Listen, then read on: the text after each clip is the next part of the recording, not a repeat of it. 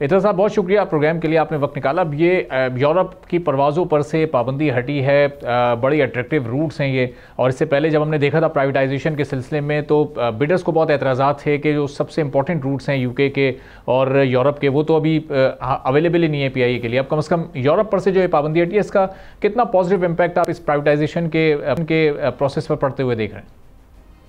دیکھیے، سب سے پہلے تو میں سمجھتا ہوں کہ جو ہماری پی آئی اے ہے، سول ایویشن ہے اور ہماری ایویشن منسٹری ہے، یہ سب بڑی مبارکباد کی مستحق ہیں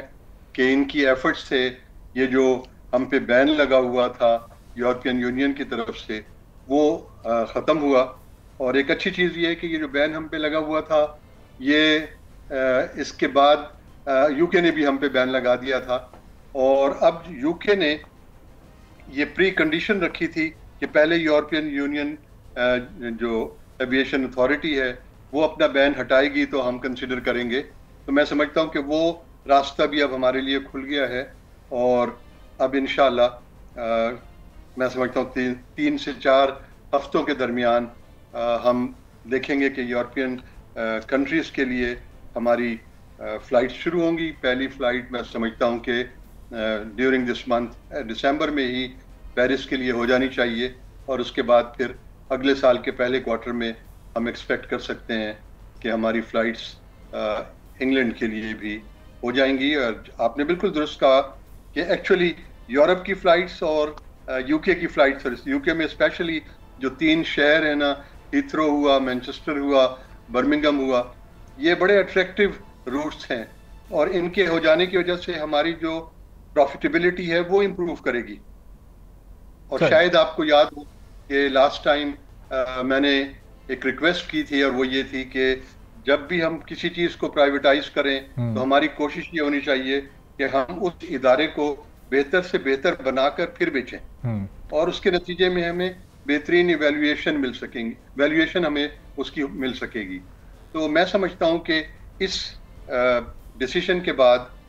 جو پی آئی اے کی پرائیویٹائزیشن ہے اس میں اس کی ویلیویشن میں بہتری آئے گی۔ اور لاسٹ ٹائم میں نے آپ ہی کے شاید پروگرام میں کہا تھا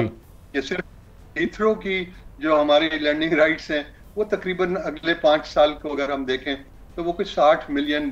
کے ہیں، ٹھیک ہے، اور ان روٹس کے ڈسکنٹینیو ہونے کی وجہ سے ہمیں سالانہ کوئی 40 ارب روپے کا نقصان ہو رہا تھا۔ تو میں سمجھتا ہوں کہ اب ان روٹس کے کھل جانے کے بعد، اور یہ جیسے لاسٹ ٹائم بھی میں نے کہا تھا کہ کسی بھی ادارے کے اندر اور خاص طور سے پی آئی اے کے اندر ایسٹس جو ہیں وہ 2 طرح کے ہیں، ٹینجیبل ایسٹس ہیں اور انٹینجیبل ایسٹس ہیں۔ تو ٹینجیبل ایسٹس کی ویلیویشن تو مورلیس وہیں پہ رہے گی جہاں پہ یہ تھی پریویس ویلیویشن کے درمیان، لیکن جہاں تک کہ انٹینجیبل ایسٹس کی ویلیویشن ہے اس میں ڈیفینیٹلی ایک امپروومنٹ ہمیں نظر آئے گی، اور میرا یہ اندازہ ہے، I am not an expert in it, یا میرے پاس کوئی انسائڈ انفارمیشن نہیں ہے، لیکن میرا یہ اندازہ ہے کہ جو ہم نے ایسٹیمیٹ کیا تھا 85 بلین کا، وہ ایسٹیمیٹ اس سے اب اوپر چلا جائے۔ سبسکرائب کریں اور بیل دبائیں تاکہ کوئی خبر رہ نہ جائے۔